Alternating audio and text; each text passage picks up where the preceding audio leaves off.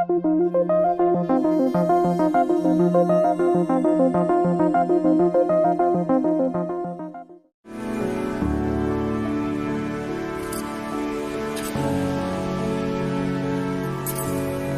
space, night, death, darkness, not being there is an essential component of being there. You don't have the one without the other.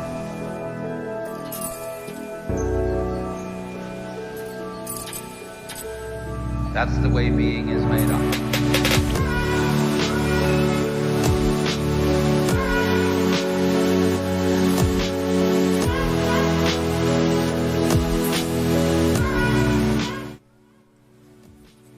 Hello everybody and welcome to SpaceWeek Live for May 10th, 2020. So, we have yet another week of no launches, but a pretty eventful week as far as space news.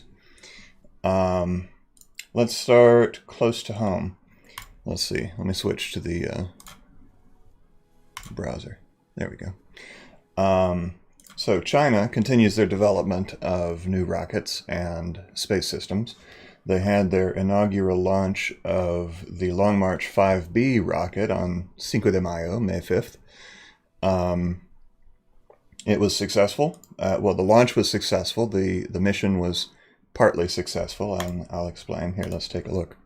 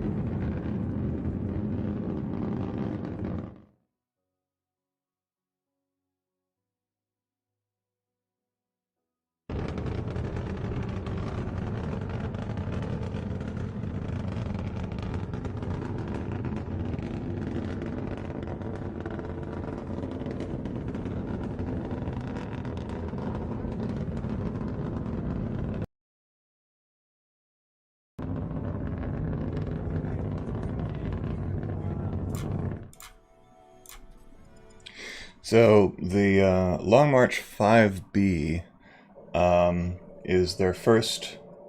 Well, it's the first. This was the first launch of that variant. It has 4 liquid-fueled strap-on boosters, in addition to the core Long March 5 stage.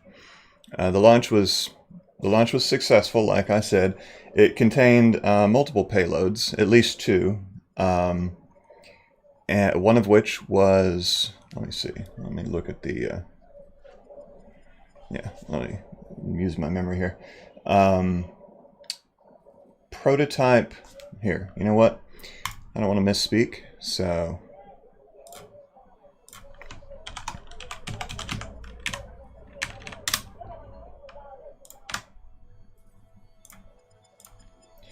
Yeah, so one of the payloads was a prototype of the future deep space crewed spacecraft, which is deep space crewed spacecraft. So I guess it's a prototype of a craft that they will use to get crew probably to the moon, because China's had their sights set on the moon more so than Mars or anywhere else. And it raised its orbit successfully. It conducted some on-orbit maneuvering tests, and it did a atmospheric re-entry test where it came back down to land a couple of 3 days later, right back where it launched from on Hainan Island, China. So most Chinese launches take place from far inland, you know, in Inner Mongolia and elsewhere, but this launch took place on, I guess, on an island. Another of the payloads was the flexible inflatable cargo re-entry vehicle, which is an interesting prototype craft that has an inflatable low-mass heat shield. And it reached orbit successfully, but it malfunctioned during its re-entry test and burned up. So that craft was lost. Closer to home,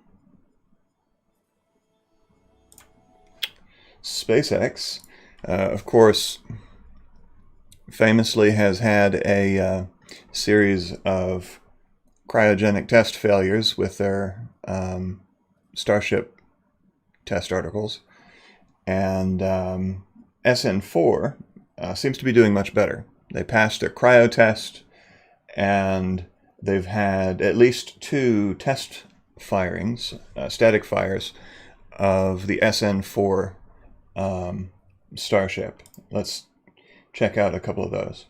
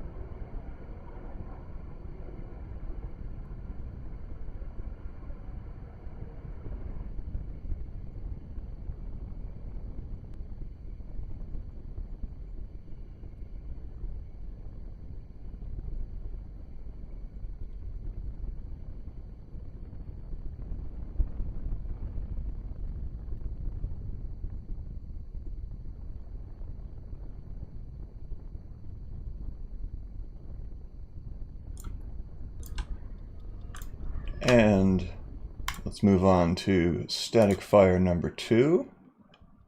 These videos, of course, are courtesy of the excellent Lab Padre, which is a partner channel of ours, and provide 24/7 awesome live views of the SpaceX facility at Boca Chica, Texas. You should go check them out, subscribe, and all of that, and support them, because you know, it actually takes resources to provide that kind of service. And here is the second static fire.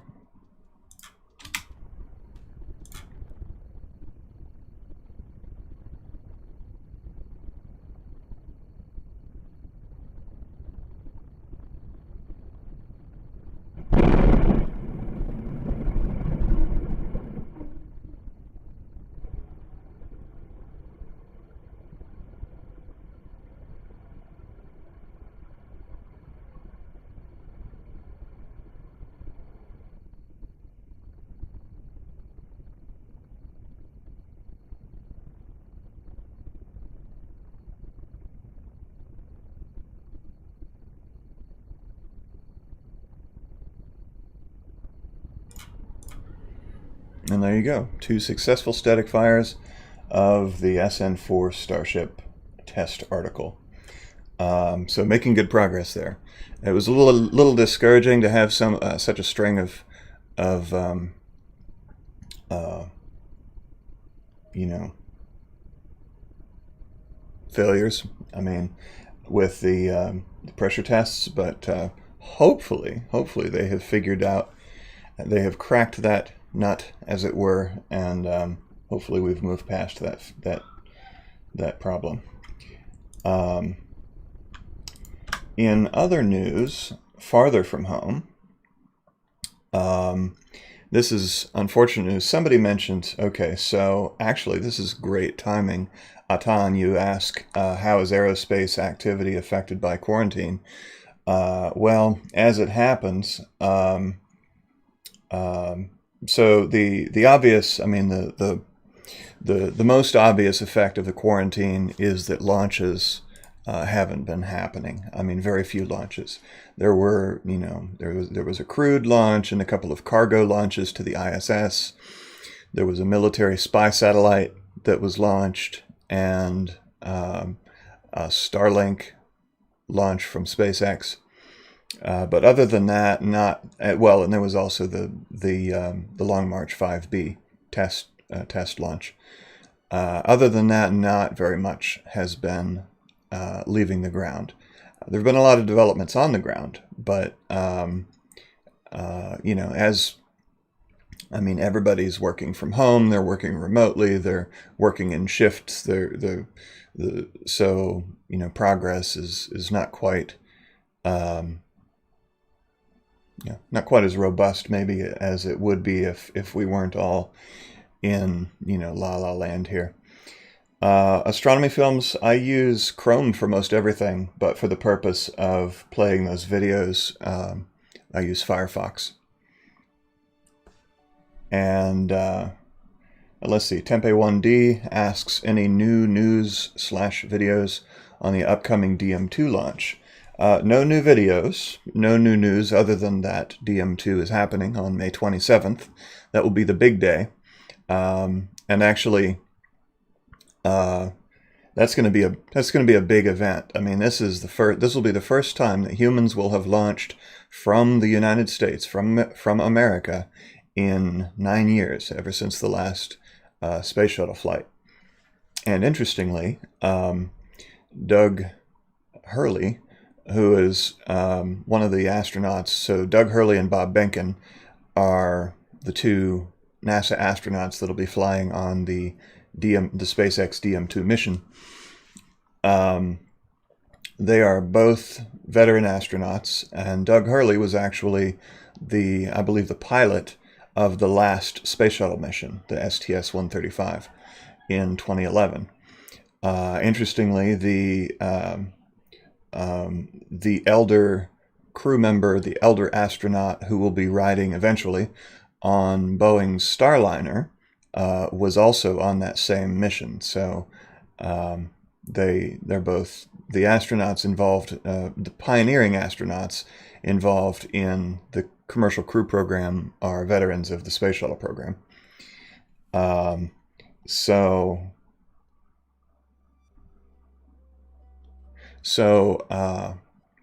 the coverage of the DM2 mission begins at noon Eastern time on the 27th. That's 4 p.m. GMT. And launch is actually not for a few hours after that. So NASA is making a big media event of this, as well they should. This is very exciting for everybody, not even just Americans. I mean, this is the first commercial crew launch of humans into orbit ever. I mean, humans have been taken to the edge of space by various suborbital craft, but this will be the first time that humans will have been launched into actual orbit at orbital speeds by a commercial craft versus a government agency, NASA, etc. So, yes, the coverage begins at noon. The launch is at 4-something p.m. Eastern. And then the coverage will actually continue for 24 hours after that. There will be live... there will be continuous coverage. I imagine that they're probably going to show a lot of documentaries and other things talking about the glory of human spaceflight, etc., etc. I will be bringing that to you, courtesy of NASA, and that will be lasting about 24 hours until the crew arrives at the ISS on the 28th. And I believe that the hatch opening is at like 2-something p.m. Eastern. So, so about 22 to 23 hours after launch. And Marcio Cumplido, that's the 27th. That's the launch we're talking about here. So in other news, much farther from home, this is pretty cool. And the European Southern Observatory in Chile has discovered or surmised the existence of the closest black hole we're aware of to the Earth. It's actually part of a trinary, a three object star system with 2 stars and 1 black hole. So by analyzing, they haven't, since it's a black hole, they haven't directly observed it, but by analyzing the motions of the other 2 stars in the system, they have determined the existence of a black hole in that system. And you can see here the black hole and another central star are orbiting a common center of gravity, and then the outer star is farther away. Similar to how Proxima Centauri is part of the Centauri system, but it's much farther away than Alpha and Beta.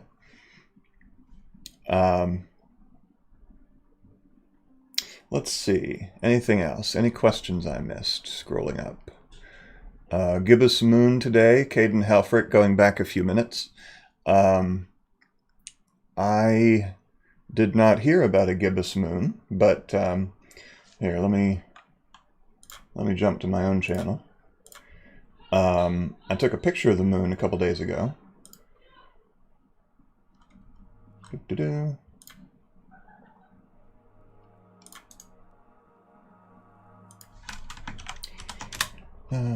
Here we go. That's nice and big. Yep. So I took a picture of them, and that was actually the supermoon, which means that so of course all orbits are elliptical. They're some are closer to circular than others, and some are more elongated. But all orbits are elliptical, and the moon's orbit around the Earth is no different.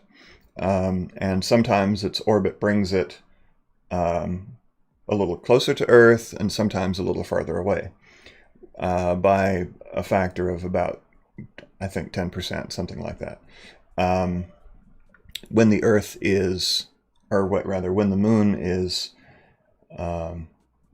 reaches its perigee, that is, its close approach, during a full moon, that's called a supermoon, because it's a little bit closer, it looks a little bit bigger.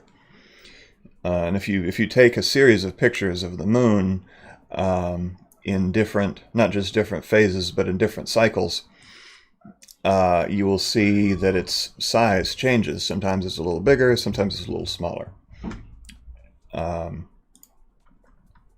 Let's see. Yes. One thing, so I did update my, here, let me put, good. I did update the raw space calendar. Unfortunately, I did also forget to add the Cygnus undocking, which is, of course, that's the sort of thing that I would provide a stream for you of. The Cygnus cargo craft NG-13 from Northrop Grumman will be undocking from the space station. Coverage begins at 11:45 a.m. Eastern Time. That's 3:45 p.m. GMT. And yeah,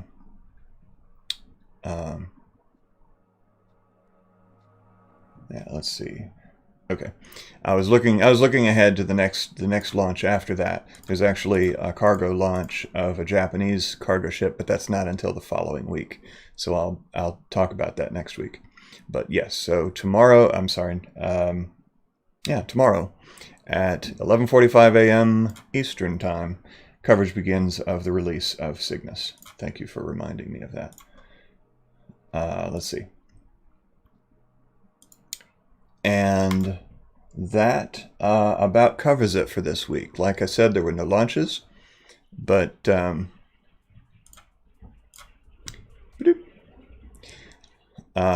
were no launches, but we are looking forward to, well, there was one launch, but we're looking forward to the next couple of weeks, some big stuff going on. Cargo to the ISS, crew to the ISS. The 27th is going to be a bonanza. That's going to be a huge, huge deal. You know, fingers crossed. Well, as Chris Hadfield says, you don't do space by crossing your fingers. You do it by you know, testing and retesting and studying and knowing what you're doing. They don't manage risk by crossing their fingers, but I have full confidence that they're going to have an excellent and successful mission, and let's look forward to that. So until next week, I wish you all well and to stay healthy, stay safe. Hopefully this quarantine business will be winding down pretty soon. We don't have any resurgences or whatever they call it. Yeah. So take care and keep it raw, folks.